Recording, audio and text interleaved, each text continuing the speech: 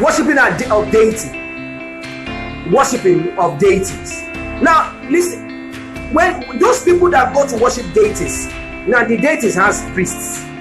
You understand? Now the priest stands as the intermediary between those people that come to worship the deity and the deity itself. Or rather, there are spirits. So the priests or the demon or whatever you call it, the babalawo, interact with spirits. Listen, the Holy Ghost was telling me about ancestral spirits. You know what he said? It was an event that went on, a particular festival in my place, and they were talking about ancestral. They were talking about ancestors, and somebody got engaged on something, and it's a yearly sacrifice that they do during the festival in the village. Listen and listen very carefully. You may be engaging or indulging on all those things, but you may not understand the repercussions of those things when you do them. So now somebody went and engaged in something that really sacrificed. Then when he engaged in the really sacrifice, after a while the Holy Spirit began to speak to me. He said, people don't know what they do when they engage in what you call ancestral spirits. So what you don't know what you do when you engage in what you call ancestral spirits. He said ancestral spirits are actually not the spirit of your dead parents. They are actually not the spirit of your dead grandparents.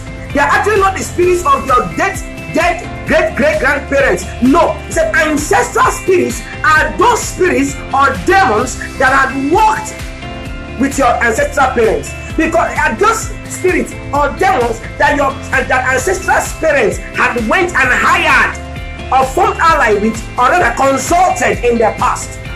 So when they consulted these spirits have begun to walk with them. Because when they consult a spirit, you form alliance with that spirit. Whatever spirit you consult, you simply form alliance with that spirit. Because maybe there is a challenge you are facing. Maybe there's a challenge your family is facing. Maybe there's an issue that is going on in your family, and you wanted to solve it, and they tell you that the things that are happening was as a result of your attention not given to your ancestral spirits. No, life is about challenges. No matter the challenge you are facing, somebody elsewhere has faced the same challenge and did not apply the technique you are applying now to get through it. Is somebody understand what I'm saying? So now you may have that challenge, and they want to tell you that there are ancestral spirits that are disturbing you, that those things are happening. The reason why those things are happening is because of the ancestral spirits or blah blah blah, whatever they want to tell you. The truth is that there is nothing like your ancestors having their spirits coming against you. That is why if you are poor and you are serving your ancestors, you become perpetually poor. That is why if your ancestors actually, they are spirits, it is their spirit, and you are poor, why can't your grandfather, who is a spirit, go and produce money for you? Why can't he produce medicine for you when you are sick? Why can't you help you? He's totally helpless. So the reason is because it's not them. The reason is because it is not them, it is rather the spirits that they had consulted. Those spirits, those demons that they had also consulted in their past, because of the challenges they faced, that they formed alliance with those demons. And when they formed alliance with those demons might have helped them to get through to some point. But the truth is that demons don't help you to get through your challenges. If a demon helps you to get through your challenges, he gives you another challenge in exchange. It is called exchanging. Exchanging is an exchange. It's like a transaction. But let me call it transaction for you. Now, for instance, if some of these pseudo-Christian organizations or some of these churches or fetish churches or diabolic churches you go to because you want your deliverance, maybe you are suffering from poverty, and then you go to that place because you want riches, and they will take the riches. They are familiar spirits. They work with familiar spirits. What they will do is that they consult the spirit. Now, those spirits, they have networking. They have networks. They communicate with each other.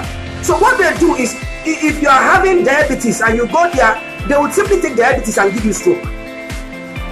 But the stroke will not come immediately. It's a consultation. They will simply call the other demon and have a kind of pact with him and say, this demon, you are the one causing this diabetes in the life of this person. Can you please take the diabetes? Please, let it so that these people will believe in us. If they don't believe in us, we won't be able to be functional. We won't be having things. When we are bringing you sacrifice, we won't be believing in you. So what you will do is, then the demon of diabetes will have to sign a pact with the demon what is it name? Of the demon of stroke. Maybe the one of stroke will not come and and the one of diabetes will go. And when it's cast out, that's when he says cast out. When they have cast it out, the person will be free, because it's actually the reason why that person is experiencing whatever is experiencing. So when they cast that demon out, this person is now free from that particular ailment, and then the new one that comes and start working over a time will develop what you are sent to do. It's a replacement. It's a replacement. So those ancestral spirits that you are talking about are actually spirits that your great-grandfathers, they had consulted them, and after their great-grandfathers, they all died, and there was nobody to serve those spirits, and those spirits were angry, and they needed somebody, because they have both. Jesus said, when you cast out a demon, he goes a long way. When you cast out a demon, it does not matter the means by which you cast out that demon. If you use a diabolic way to cast out a demon, if you use a Christian way to cast out a demon, if you use any means to cast out a demon, the demon goes a long way and will return. Jesus said he will return. And when he comes to that place, he finds it swept and clean. And he goes to get more 7. And then they come to possess that person, or to possess that position. And to begin to, and he said the life of that situation of that person will become worse than it used to be. So that means that the demons that your forefathers had abandoned because of death, they've abandoned and they died. Those demons, they find the place swept and kept. They had nothing to do. So they will go and invite other ones. They will come to that family and start to torment their family again, so that the family will not come again and hire them to continue their work. So whatever you are calling your ancestors, those things you are calling your ancestors, they are not your ancestors. The Holy Ghost said to me clearly, said in Igbo land, that Igbos don't have deities initially.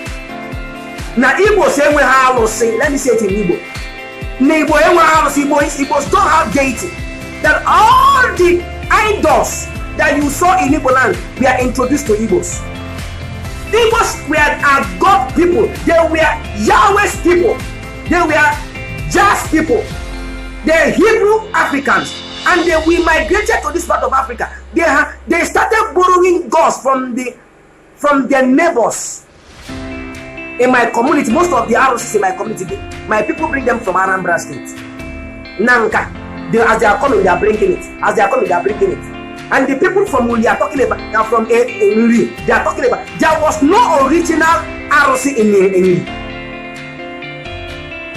The ROC they have there, they actually borrowed it from all these other parts of Africa that came from Egypt. Some of them, most of those gods, most of those things you see, they were actually Egyptian gods. The Yoruba Oduduwa migrated from Egypt. His father, Lakasebe, was from Mecca. And then the father committed a crime and was ostracized from that place. And then he went to Egypt. The father went to Egypt. And Oduduwa migrated from Egypt to Ife land. And that is how he migrated. He came from Egypt. So for them, they took whatever they took from Egypt. Egypt was a place in Africa where people manufacture gods for themselves. Even at some point, Jacob, when he was traveling back from his father-in-law's place, his wife went and stole the gods. He went and stole the effigy. So the effigy, those things you call deity that you serve, they are actually not your ancestors. They were the spirit that your ancestors has consulted when they were alive. And then you go back. The Holy Spirit said to me, those people who go to consult their ancestors, they are simply bringing the past to the present. He said, because whatever that spirit did to your ancestors, they will spit it on you. And your own case will not be worse. Will not be like, even my ancestors, their own was better. Why is your own case now?